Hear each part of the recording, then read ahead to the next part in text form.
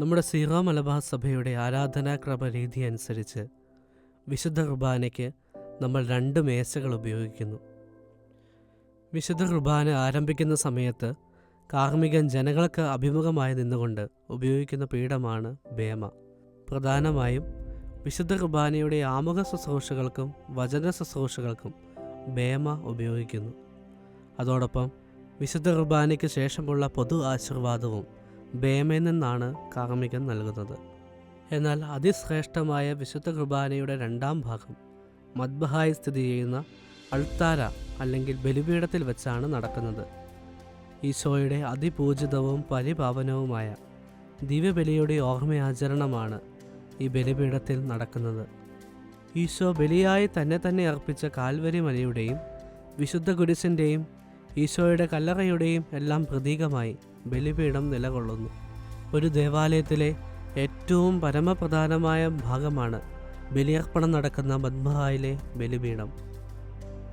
അതിനാൽ തന്നെ വിശുദ്ധ ബലിയർപ്പണത്തിനിടയിൽ പുരോഹിതൻ ഒരുപാട് തവണ ബലിപീഠത്തെ കുമ്പിടുന്നതും ചുംബിക്കുന്നതും ധൂപിക്കുന്നതും നമുക്ക് കാണാനായിട്ട് സാധിക്കും. ഇത് ബലിയർപ്പണത്തിൻ്റെ പ്രാധാന്യം ചൂണ്ടിക്കാണിക്കുന്നു. ബലി അർപ്പിക്കുന്ന പുരോഹിതന് ബലിപീഠവുമായി ഒരു അഭേദ്യ ബന്ധമുണ്ട് എന്ന് സൂചിപ്പിക്കുന്ന പ്രാർത്ഥനയോടുകൂടിയാണ് വിശുദ്ധ ബലി അവസാനിക്കുന്നത്. വിശുദ്ധീകരണത്തിൻ്റെ ബലിപീഠമേ സ്വസ്തി എന്ന് പറഞ്ഞ് ആരംഭിക്കുന്ന ഈ ലഘു പ്രാർത്ഥന ഇനി ഒരു ബലിയർപ്പിക്കാൻ ഞാൻ വരുമോ ഇല്ലയോ എന്ന് അറിഞ്ഞുകൂടാ എന്ന് പറഞ്ഞുകൊണ്ട് വൈകാരികമായ ഹൃദയവേദനയോടുകൂടി ബലിപീഠം ചുംബിച്ചുകൊണ്ട് അവസാനിക്കുന്നു. ആദ്യ ഭാഗത്തിൽ നടത്തപ്പെടുന്ന വചന ശുശ്രൂഷ എന്ന പ്രധാനപ്പെട്ട ഭാഗം നടക്കുന്നത് ബേമയിൽ വെച്ചാണ്. സങ്കീർത്തനങ്ങൾ ഉരുവിടുന്നതും നിയമങ്ങളും പ്രവചനങ്ങളും പുതിയ നിയമലേഖനങ്ങളും സുവിശേഷങ്ങളും വായിക്കുന്നതും ദൈവവചനത്തിന് വ്യാഖ്യാനങ്ങൾ നൽകുന്നതുമെല്ലാം ഈ ബേമയിൽ നിന്നുമാണ്. അതിനാൽ വചനത്തിൻ്റെ മേശ എന്ന് നമുക്കിതിനെ വിശേഷിപ്പിക്കാൻ സാധിക്കും. എമ്മാവൂസിലേക്ക് പോയ ശിഷ്യന്മാർ അവർ ക്രിസ്തുവുമായി വഴിയിൽ വെച്ച് സംസാരിച്ചു കൊണ്ടിരിക്കുകയായിരുന്നു. ക്രിസ്തു അവരോട് നിയമവും പ്രവാചകന്മാരും അടങ്ങുന്ന എഴുതപ്പെട്ട ദൈവവചനങ്ങൾ മുഴുവൻ വ്യാഖ്യാനിച്ചു കൊടുത്തു. എന്നാൽ അവ പൂർണ്ണമായും ഗ്രഹിക്കാൻ അവർക്ക് സാധിച്ചില്ല.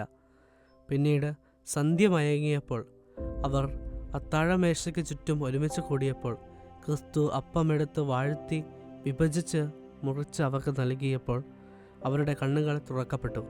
അപ്പോൾ ക്രിസ്തു വചനം വ്യാഖ്യാനിച്ചു കൊണ്ടിരുന്നപ്പോൾ അവരുടെ ഹൃദയം ജ്വലിച്ചിരുന്നതിനെക്കുറിച്ച് അവർ ഓർത്തു.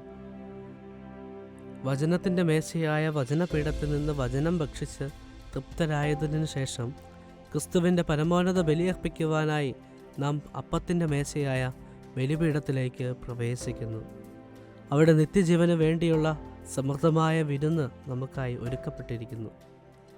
ബലിപീഠത്തിൽ അർപ്പിക്കപ്പെടുന്ന ജീവദായകമായ തിരുശരീരവും തിരുരക്തവും ഒരു മനുഷ്യനെ പൂർണ്ണനാക്കും, ക്രിസ്തുവിലേക്ക് അനുരൂപപ്പെടുത്തുന്നു, മറ്റൊരു ക്രിസ്തുവായി ഈ ലോകത്തിൽ ജീവിക്കാനുള്ള ശക്തിയും കരുത്തും നൽകുകയും ചെയ്യുന്നു. വിശുദ്ധ കുർബാനയുമായി ബന്ധപ്പെട്ട വീഡിയോകൾ നിങ്ങൾക്ക് ലഭിക്കാൻ ഈ ചാനൽ സബ്സ്ക്രൈബ് ചെയ്യുക.